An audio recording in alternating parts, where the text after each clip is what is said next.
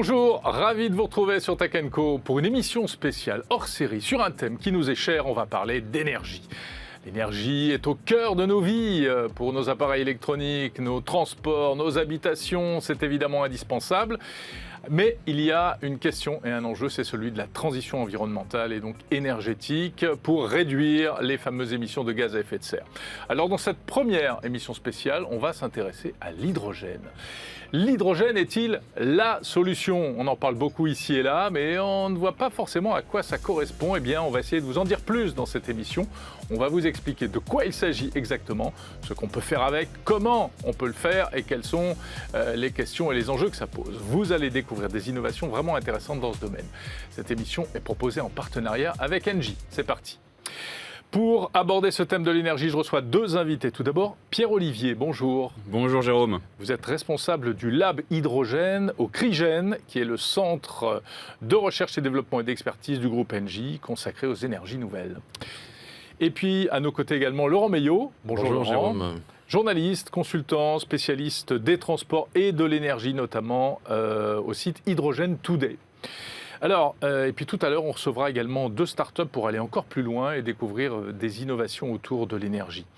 Mais je vous propose que, pour commencer, messieurs, on soit très pédagogique. On va essayer d'expliquer concrètement les choses parce qu'il y a du simple et puis il y a du moins simple. L'hydrogène, au fond, qu'est-ce que c'est, Pierre-Olivier ? Alors l'hydrogène, c'est le gaz le plus léger qui existe. Et c'est un gaz qu'on utilise déjà très largement dans l'industrie.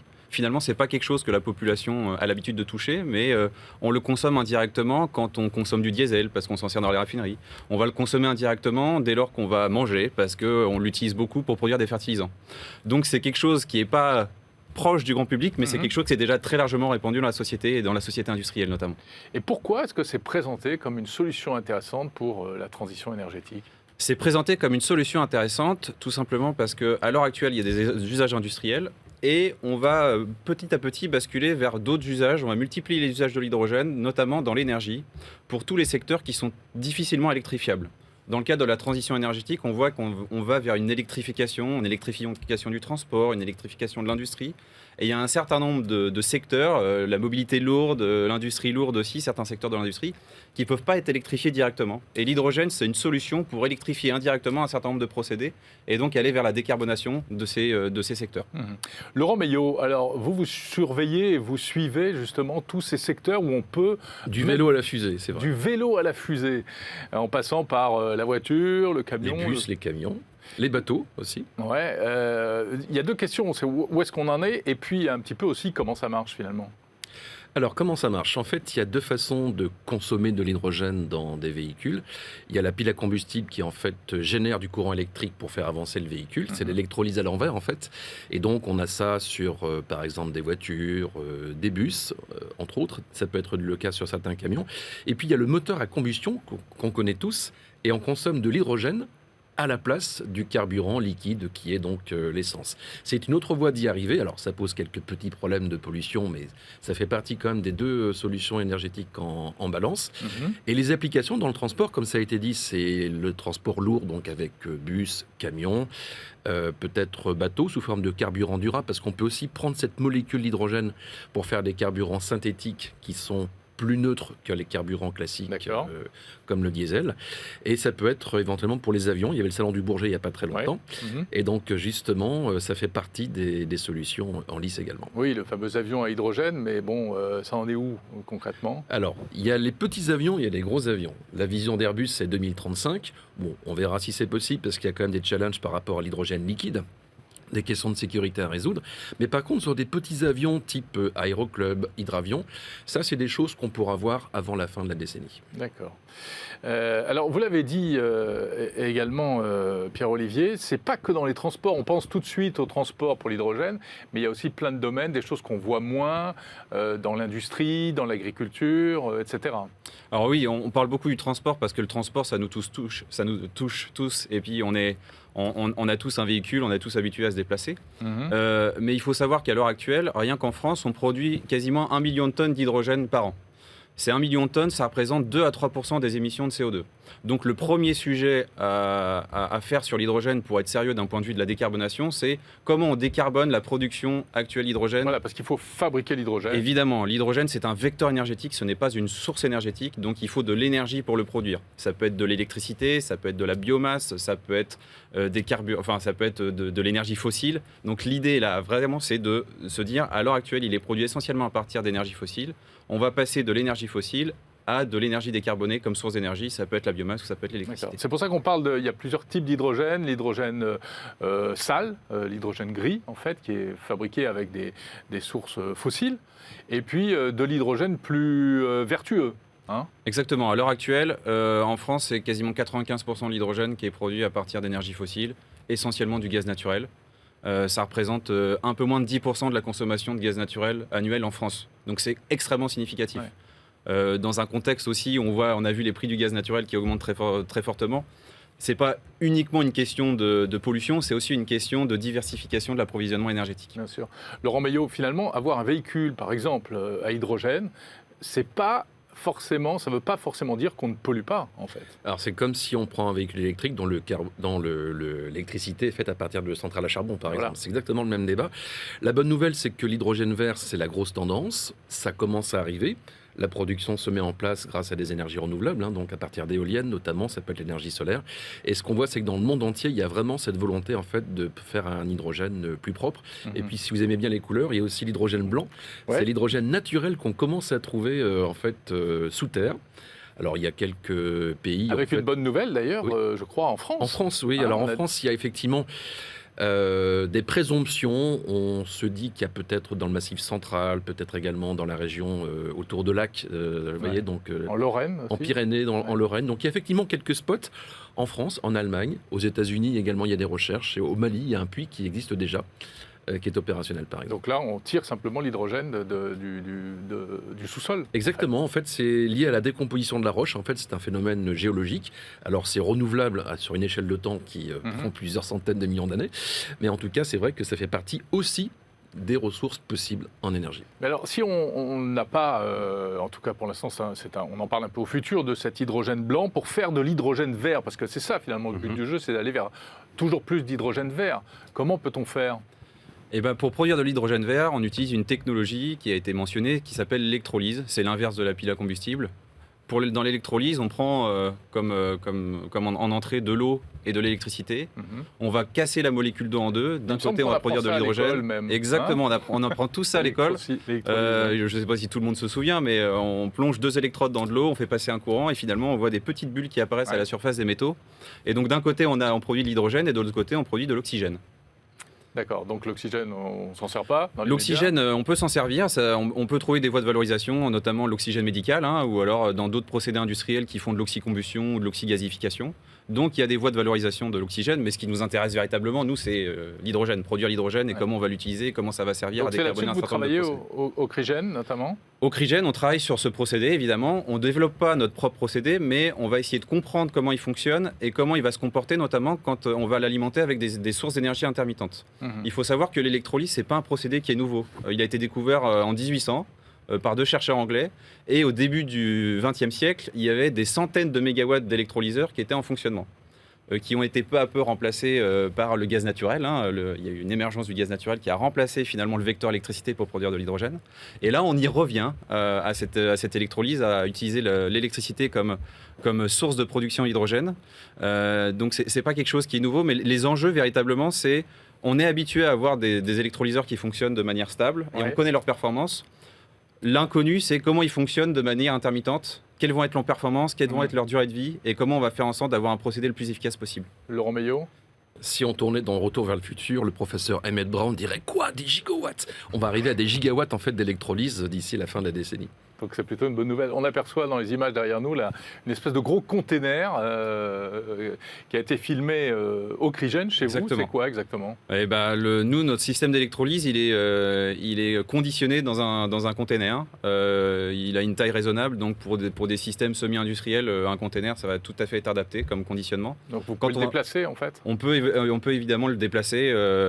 C'est pas toujours très simple, mais on peut évidemment le déplacer. Quand on va parler de systèmes à l'échelle mégawatt, voire à l'échelle gigawatt, On va parler de grands bâtiments qui vont être construits pour accueillir le système d'électrolyse. On va parler de plusieurs systèmes qui vont être mis en parallèle les uns des autres. D'accord. Mais alors, est-ce qu'on est encore dans la recherche, dans l'expérimental, ou il y a vraiment une industrie qui se développe autour de ça, Laurent? L'industrie est en train de se structurer. Alors, c'est vrai qu'il y a encore en matière de recherche des choses à affiner, mais globalement, ça fonctionne. Il y a des villes qui appliquent le bus à hydrogène.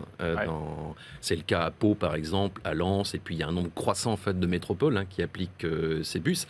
Dijon, on prévoit même plusieurs centaines, donc c'est quand même pas des petits volumes. Oui, ça devient concret. Mine de rien, il y a des bennes à ordures qui commencent à apparaître, et puis il y a des taxis. Enfin, on est à Paris, il y a quand même plusieurs centaines de taxis. Il y en aura d'ici les Jeux Olympiques, c'est quand même bientôt, c'est l'année prochaine, il y en aura plusieurs milliers. Donc on voit qu'il y a des cas d'usage, effectivement, dès lors que c'est une utilisation intensive. D'accord. Il y a des questions qui se posent également. Alors, il faut le fabriquer, il faut aussi le stocker, pouvoir j'imagine, comme de l'essence, en fait. Et puis le transporter, comment fait-on et comment fera-t-on dans le futur? Alors, pour stocker et transporter l'hydrogène, il y a plusieurs solutions. Il y a une solution qui consiste à juste le transporter sous forme d'hydrogène, soit sous forme compressée. Il va falloir le compresser. Donc, des bonbonnes, en fait. Ouais, finalement, ça va être des bonbonnes, des bonbonnes de gaz comme on voit partout. La particularité de l'hydrogène, c'est que comme c'est un gaz extrêmement léger, une molécule qui est toute petite, elle a tendance à s'infiltrer un peu dans toutes les mailles de matériaux. Et donc, il va falloir utiliser des matériaux avec des mailles moléculaires qui vont être extrêmement serrées pour pouvoir être imperméables à l'hydrogène d'une certaine manière. D'accord. Il n'y a pas un risque si on lâche de l'hydrogène dans l'air, pareil, des mémoires de souvenirs d'école, avec l'oxygène, ça peut faire des réactions terribles, non? Alors, l'hydrogène, effectivement, il y a des risques particuliers. Ça peut exploser. Il y a des limites d'explosivité dans l'air qui sont une plage d'explosivité qui est relativement large. Alors, ce sont des risques qui sont maîtrisables et ce sont des risques, c'est pas moins dangereux ou plus dangereux que le diesel, ce sont des risques qui sont différents et on va mettre en place des barrières de sécurité qui vont être différentes.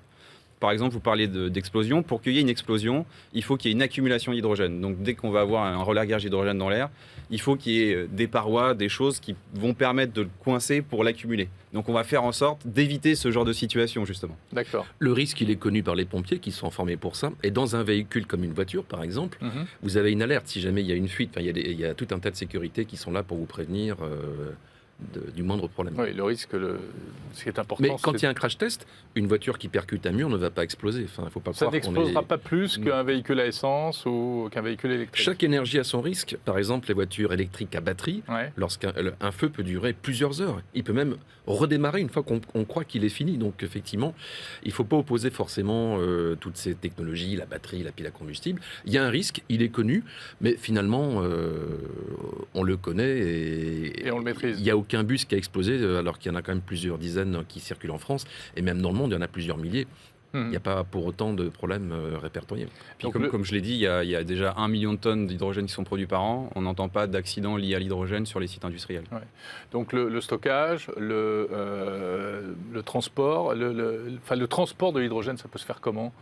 Alors le transport, on l'a dit, c'est sous forme compressée ou sous forme liquéfiée. On peut aller jusqu'à la température de liquéfaction. Comme de l'essence? Ça va être des énormes bonbonnes qui vont être transportées sur des camions. Ou alors on peut utiliser aussi un réseau de transport dédié à hydrogène. C'est notamment quelque chose qui est poussé à l'échelle de la Commission européenne. Faire en sorte d'avoir un backbone, ce qu'on appelle un backbone hydrogène à l'échelle de l'Europe. On va commencer par des petites parties, là où il y a des bassins industriels et des bassins de consommation qui sont extrêmement importants. Commencer à constituer une dorsale et puis après on va... Donc des tuyaux comme le gaz. Voilà, ça va être des tuyaux comme le gaz, exactement pareil. Sauf qu'on va utiliser des matériaux qui sont un petit peu différents parce que les propriétés physico-chimiques de l'hydrogène sont un peu différentes que les propriétés du gaz naturel. La dorsale européenne, c'est 40 000 km de tuyaux en projet. Il y a un gros projet qui est H2Med entre le Portugal, l'Espagne et la France, avec un raccord qui se fait jusqu'à l'Allemagne. Et puis il y a des parties du monde, entre l'Algérie, l'Italie, entre le Norvège et l'Allemagne. Enfin, on voit que c'est en train de se constituer. Et il est certain que sur des écosystèmes comme les ports, les aéroports, il y aura des gros tuyaux pour justement aller de la production jusqu'au lieu de consommation. Est-ce que ça pourra permettre le développement d'un réseau de bornes de recharge hydrogène aussi? Oui, alors ce qu'on peut dire, c'est que de toute façon, il y a une directive européenne qui concerne tout ce qui est infrastructure alternative. Donc, aussi bien pour les bornes de recharge électriques que pour les stations. Il y en aura tous les 200 km sur les autoroutes, pour faire simple, mais aussi dans les nœuds urbains. Donc ça veut dire que les grandes villes seront en tout cas couvertes. On n'a pas besoin de mettre des bornes tous les 5 km dans l'hydrogène, parce que les voitures et les véhicules font plusieurs centaines de kilomètres en autonomie, mais en tout cas c'est en train de se développer. Et forcément le fait qu'il y ait ces tuyaux et des usines de production à grande échelle, parce que c'est très important, l'hydrogène vert, ça ne peut que favoriser l'écosystème. Merci messieurs. Pierre Olivier, responsable du lab hydrogène au CRIGEN, le centre de recherche et développement du groupe ENGIE, et Laurent Meillot, journaliste, consultant spécialiste du transport et de l'énergie, qu'on retrouve notamment sur le site Hydrogène Today. On continue tout de suite avec 2 autres invités pour parler d'innovation dans le domaine de l'hydrogène précisément. Oui, on va s'intéresser à 2 innovations dans 2 secteurs différents, ce qui, au fond, est une parfaite illustration du mix énergétique dans le cadre dans lequel s'inscrit l'hydrogène. Avec mes invités, Marie Tournois, tout d'abord, bonjour. Enchantée. Vous êtes responsable marketing stratégique et communication de la société Hylico, qui est une start-up française qui propose une solution autour de l'hydrogène pour le transport routier, donc pour les camions, hein, c'est ça? Tout à fait. Et puis, Laurent Rambaud, bonjour. Bonjour Jérôme. Directeur des investissements chez ENGIE New Ventures, qui est actionnaire surtout d'une start-up allemande qui s'appelle Ineratech. Bon, ils sont allemands, donc on ne parle pas bien l'allemand chez Tech & Co, Voilà, on est ravis. donc je vais la représenter. Voilà, exactement, vous allez représenter la start-up Ineratech. Vous nous expliquerez comment Ineratech produit du e-fuel, du kérosène de synthèse vert à partir de l'hydrogène. C'est vachement compliqué, mais c'est super intéressant. En plus, vous avez apporté un petit flacon de e-fuel. On va commencer avec vous, Marie Tournois. Donc, on parlait tout à l'heure dans la première partie de cette émission, évidemment, de la principale application de l'hydrogène sur les transports. Il y a aujourd'hui des véhicules particuliers, mais il n'y a pas beaucoup de camions. Et vous avez décidé de vous intéresser aux camions. Du coup, effectivement, Hylico propose une solution complète pour le transport routier de marchandises avec l'allocation des véhicules, la maintenance, l'énergie, le réseau de stations et la gestion. C'est du clé en main. C'est du clé en main C'est pour du clé en le main, transporteur, pour le transportier. Bah. Et on englobe du coup tout ça dans une offre. D'accord. Dans une offre pour lui. Alors, qu'on comprenne bien, c'est vous fabriquez pas de camions, hein, j'imagine. Enfin, on n'est pas constructeur de camions, Vous on êtes n'a pas pas constructeur. vocation à être du coup constructeur de véhicules poids lourds, mais dans le cadre du manque de véhicules produits en série pour ce secteur-là, on a entrepris des rétrofits sur les véhicules. Des rétrofits. Donc Des vous prenez rétrofits. des camions C'est ça. normaux qui marchent la plupart du temps au diesel. Diesel, effectivement, et on les dédiésélise. C'est-à-dire Ok. qu'on va retirer du coup le moteur, les réservoirs, et on va du coup les rendre compatibles à l'hydrogène. On va ajouter du coup une pile à combustible, des racks hydrogène pour pouvoir les permettre effectivement de transitionner vers cette énergie verte. Alors on comprend évidemment que c'est super intéressant pour les camions parce qu'il y en a beaucoup sur les routes, ça fait beaucoup de fumée, beaucoup de pollution, ça Tout à fait. consomme beaucoup d'énergie fossile, mais c'est un marché qui est naissant quand même. C'est un marché qui est naissant, mais qui est nécessaire. Aujourd'hui, on se rend compte que l'électrique a certaines limites, notamment en matière d'autonomie. Aujourd'hui, un véhicule électrique, c'est à peu près 250 km d'autonomie, quand aujourd'hui, l'hydrogène, c'est plutôt 400 km. Et demain, dès 2025, on proposera déjà des véhicules qui sont déjà autour de 700 km d'autonomie. Et c'est là, du coup, l'hydrogène est intéressant. Et on se rend compte que les besoins sont croissants sur ce secteur-là. Et c'est là, du coup, on apporte une solution complémentaire. Donc Elon Musk avec son gros camion, avec ses grosses batteries, il fait fausse route. Il pourra pas tout faire, malheureusement. Ouais. Est-ce que c'est une solution qui... On sait que dans l'hydrogène, l'un des problèmes, et là où le bas blesse, c'est l'argent, c'est le coût, à tout point de vue. Est-ce qu'aujourd'hui, c'est une solution accessible aux professionnels de la route que vous proposez ? Alors aujourd'hui, nous, on a justement conçu cette offre pour qu'elle soit la plus transparente pour nos clients transporteurs routiers. C'est un paiement qui se fait à l'usage et qui englobe effectivement toute l'offre dont je vous parlais au début, qui permet du coup de faciliter l'accessibilité de cette énergie qui est effectivement aujourd'hui... À l'usage, donc quoi, sur abonnement ? Au kilomètre. Au kilomètre. Au kilomètre. Ok, Voilà, et ça coûte combien par rapport à kilomètre à l'essence, à peu près ?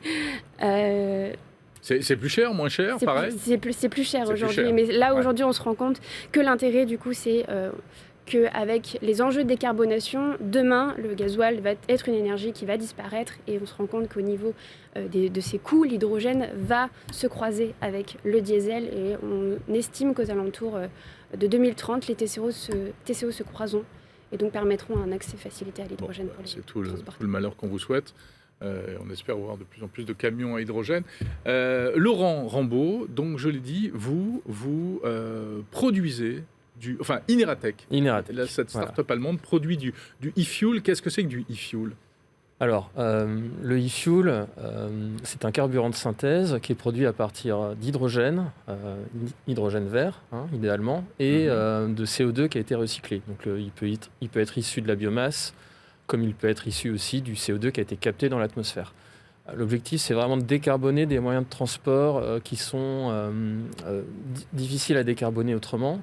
Donc là, on est sur l'aviation.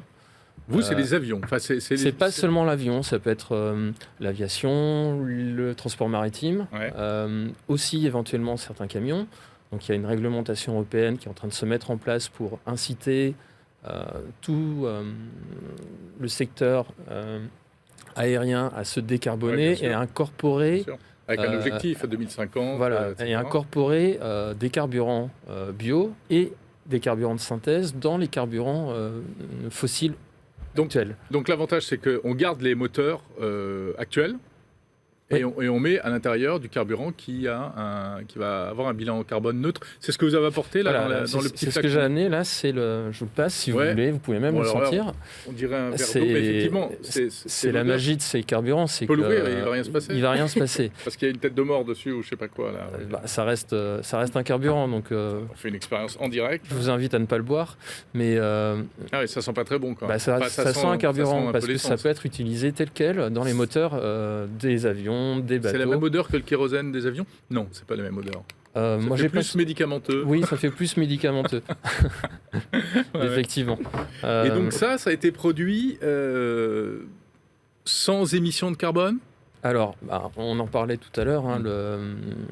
C'est issu d'hydrogène vert, donc à partir d'électrolyse de l'eau grâce à l'électricité renouvelable, et du CO2 qui a été recyclé, donc du CO2 issu de biomasse. Ineratech, par exemple, a inauguré la semaine dernière, et j'y étais en tant qu'investisseur, on est investisseur minoritaire dans Ineratech, chez NG New Ventures.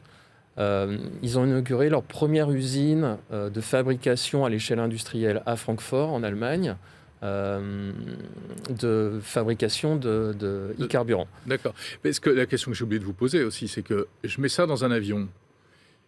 Il va faire quand même de la fumée, des émissions il y aura quand même des émissions de CO2, non ? Oui, mais c'est du CO2 qui va être recyclé. Voilà, c'est ça que je veux vous entendre dire. C'est ça. C'est un cycle vertueux. Donc évidemment, c'est une chaîne carbonée qui est composée de CO2, enfin de carbone. Donc quand il va être utilisé dans le moteur de l'avion, il va émettre du CO2, mais c'est du CO2 qu'on peut recapter. Il y a des technologies qui existent sur ça aujourd'hui, qui va être recapté dans l'atmosphère pour être réintégré grâce à la technologie développée par Ineratech. Ça ne rajoute pas du CO2 dans l'atmosphère. Non. C'est ça qui est intéressant. Et même si on peut aussi imaginer que c'est du CO2 qui est issu de la biomasse, et donc c'est encore plus vertueux. Oui, bien sûr. Alors je me souviens avoir vu au salon Vivatech à Paris l'année dernière la machine ou l'une des machines d'Ineratech. Donc c'est une espèce de monstruosité plein de tuyaux. Et on sent qu'il y a tout un procédé, toute une chaîne qui est très complexe. Oui, c'est de la haute technologie. Donc, est-ce que c'est rentable ? Est-ce qu'il y a une équation économique viable derrière ? Parce que c'est ce qu'on reproche à l'hydrogène, c'est de coûter trop cher. Et certains disent, du coup, ce ne sera jamais une solution viable. C'est tout l'enjeu aujourd'hui des sociétés telles que ces startups positionnées sur l'hydrogène et dans lesquelles NG New Ventures investit. C'est de les aider à passer à l'échelle pour avoir une activité rentable. Dans le cas précis d'Ineratech, les incitations réglementaires mises en place par l'Union européenne font que de toute façon, les compagnies maritimes n'auront pas le choix. Elles devront intégrer des carburants de synthèse dans leurs carburants fossiles. Et donc, ça crée une opportunité de marché pour des startups comme Ineratech. Vous parlez du maritime. Juste avant, on parlait des avions. Donc c'est aussi les cargos qui, on le sait, sont très polluants. Pourraient demain utiliser ce type de Oui, alors sur le maritime, il y a un panel de solutions, y compris l'hydrogène, comme hydrogène liquide, qui est un peu plus large que juste pour le transport aérien. Le transport aérien pour des des courts courriers pourraient être électrifiés. Sur des plus longs courriers, ça sera beaucoup plus compliqué. Et c'est la magie des e-fuels, c'est que finalement, on n'a rien à changer sur l'avion, on n'a rien à changer dans le moteur de l'avion. Toute la logistique pour amener le carburant à l'utilisateur final, que ce soit sur l'avion, et c'est aussi vrai sur le maritime, cette logistique-là, elle existe déjà. Donc, on a un produit qui est aujourd'hui un peu plus cher, mais qui est favorisé par une réglementation européenne. Toute la chaîne logistique à mettre en place pour distribuer ce carburant, elle existe déjà. Donc, en ce sens, on limite aussi les investissements qui sont liés. Très bien, passionnant, super. Et question naïve, pourquoi pas la voiture aussi ou la moto Parce que, en fait, en théorie, techniquement, ça serait possible. Ça serait possible. Ouais. Mais la voiture, il y a d'autres solutions. On en a parlé aussi, l'électrification, l'hydrogène pur. Là, on est sur un produit vraiment à haute valeur ajoutée. Donc, il faut des usages très spécifiques pour justifier son utilisation. Merci beaucoup. Laurent Rambaud, directeur des investissements chez Engie New Ventures, Engie qui est actionnaire de cette start-up allemande Ineratech, et Marie Tournois, responsable marketing stratégique et communication de Helico, start-up spécialisée dans l'hydrogénisation des camions, parce qu'on en a besoin. Merci beaucoup. Voilà, c'est la fin de cette émission spéciale consacrée à l'énergie et en particulier à la question de l'hydrogène.